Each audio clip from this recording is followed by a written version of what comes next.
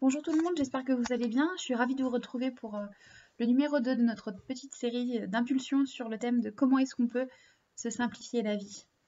La dernière fois, on a commencé par parler de Marthe qui, dans la Bible, est une des femmes, une des figures de femmes qui est particulièrement fatiguée quand Jésus la rencontre.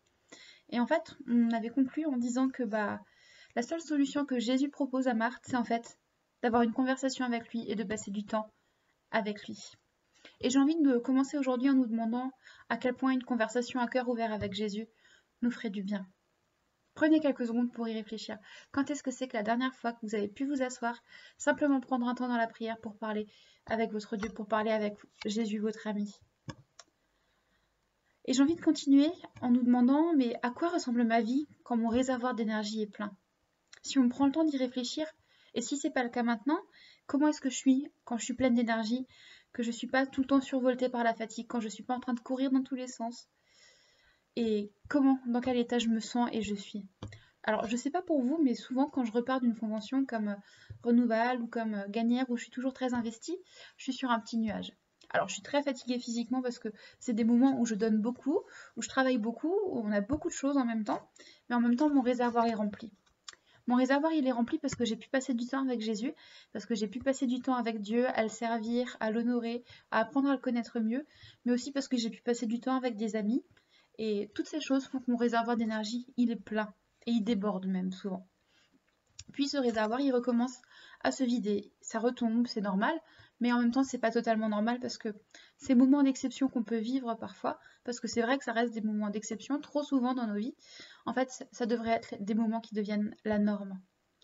Quand on est fatigué, quand on est épuisé et vidé, on devient souvent, vous serez d'accord avec moi, irritable, rancunier. Tout nous énerve, tout nous met facilement en colère, et parfois même on tourne en sur-régime. Vous savez, c'est quand parfois on est tellement fatigué, on est tellement au bout du rouleau, qu'en fait, on sait que si on s'arrête, on n'arrivera plus à repartir. Et en même temps, on sait qu'on a 1 million de choses à faire encore. Et le truc, c'est qu'on ne peut pas se permettre de s'asseoir, parce qu'on sait que si on s'assoit, on n'arrivera pas à repartir parce qu'on est trop fatigué. Donc on préfère continuer à tirer sur la corde, et ça mène rien de bon en fait. Parce qu'il faut qu'on arrête de confondre agitation et action. Quand on est épuisé, on fait énormément de choses, je dis pas le contraire, et on continue à les faire, c'est ça le problème. Mais est-ce qu'on les fait toujours bien du coup? Alors comment est-ce qu'on peut remplir ce réservoir d'énergie? La première question pour ça, c'est de savoir ce qui nous ressource et ce qui nous fait du bien. Et avant de commencer à nous demander ce qui nous fait du bien et ce qui nous ressource, il faut qu'on apprenne à dire non. Et non sans culpabiliser. Parce que notre santé, notre état mental, notre état spirituel et psychique est plus important que la voisine, l'amie, la sœur ou même le frère qui va râler parce qu'en fait vous lui aurez dit non et qu'il comprend pas, il ou elle ne comprend pas pourquoi.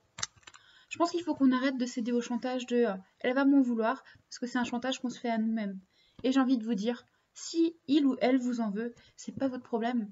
Parce que ce qui est le plus important, c'est votre relation avec Jésus, c'est votre relation avec votre conjoint si vous en avez un, votre relation avec vos enfants et d'être bien avec vous-même aussi. Même Jésus a eu besoin de temps où il était tout seul, où il s'est éloigné de la foule avec ses disciples, parce qu'il n'en pouvait plus, parce qu'il avait besoin de se retrouver seul avec ses amis, avec son père surtout, mais aussi parfois simplement tout seul. Ça nous fait parfois du bien et on a le droit. Puis j'ai envie de nous dire que il faut qu'on apprenne à dire non quand notre réservoir d'énergie est trop vide, parce qu'en fait, quand on n'a plus d'énergie, quand tout ça c'est vide, on n'a rien à offrir aux autres. Et si on commence pas par prendre soin de nous, on ne pourra pas prendre soin des autres. Parce que personne ne peut remplir notre réservoir d'énergie à notre place. C'est pas le job de nos pasteurs, c'est pas le job de votre mari, c'est pas le job de vos amis, c'est le job de personne d'autre que de nous-mêmes. Il n'y a que nous qui pouvons le faire.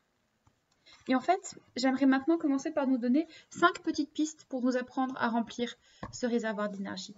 Aujourd'hui, je vais parler des 2 premières, et puis je conclurai ce premier chapitre de cette petite série fin de semaine, vendredi ou samedi normalement, avec les 3 dernières.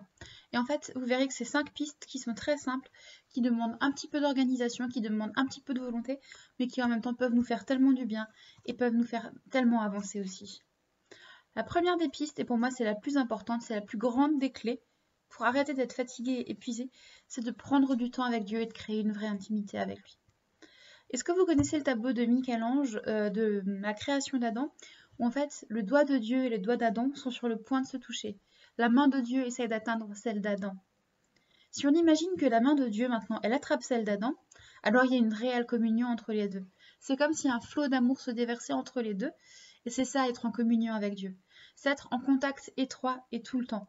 C'est apprendre à connaître sa voix, à l'entendre nous parler, à apprendre à l'écouter aussi. Parce que c'est juste un exemple, mais quand on commence une journée en entendant Dieu nous dire qu'il est fier de nous, en fait, ça fait augmenter notre réservoir d'énergie à 3000%. Ça nous simplifie tellement la vie parce que plus on est proche de Dieu, plus l'opinion de Dieu, c'est la seule qui compte en fait. Peu importe ce que les autres diront de nous, peu importe, on s'en préoccupera de moins en moins. Mais ce qui sera de plus en plus important, c'est cette communion, cette relation privilégiée qu'on peut avoir avec Dieu. Si vous avez jamais vécu ça, c'est pas grave, au contraire. Il suffit de commencer par prendre un petit temps dans un endroit calme, dans un endroit qui vous plaît, où vous vous sentez bien, et j'ai envie de dire où vous pouvez ne pas être distrait aussi, parce que ça peut être compliqué parfois. Asseyez-vous, prenez juste 10 minutes ou un quart d'heure par jour. Commencez par lire un chapitre de vos Bibles, parlez à Dieu, parlez à Jésus, dites-lui ce que vous avez sur le cœur. Mais surtout, faites l'effort aussi d'apprendre à écouter ce qu'il a à vous dire et à vous répondre. C'est pas plus compliqué que ça, parce que l'intimité avec Dieu, elle va grandir et elle va simplifier tout votre planning en fait. Si vous avez du mal par rapport au fait de lire votre Bible parce que vous venez de rencontrer Jésus, parce que vous avez l'impression que vous ne savez pas par où commencer, c'est pas grave. La seule clé que je peux vous donner, c'est commencer peut-être par lire un chapitre des évangiles tous les jours, et puis vous verrez au fur et à mesure ça va devenir plus facile. Puis je vous encourage aussi à vous tourner vers votre pasteur. Il y a plein de sites internet qui sont vraiment chouettes, qui peuvent vous aider aussi à lire vos Bibles. Si vous avez des questions, n'hésitez pas à contacter l'association, à contacter votre pasteur si vous en avez un, votre prêtre si vous en avez un, peu importe, un responsable spirituel qui pourra vous guider et vous aider aussi à apprivoiser la Bible et à trouver des solutions aussi, à vous permettre de vous rapprocher vraiment de Dieu.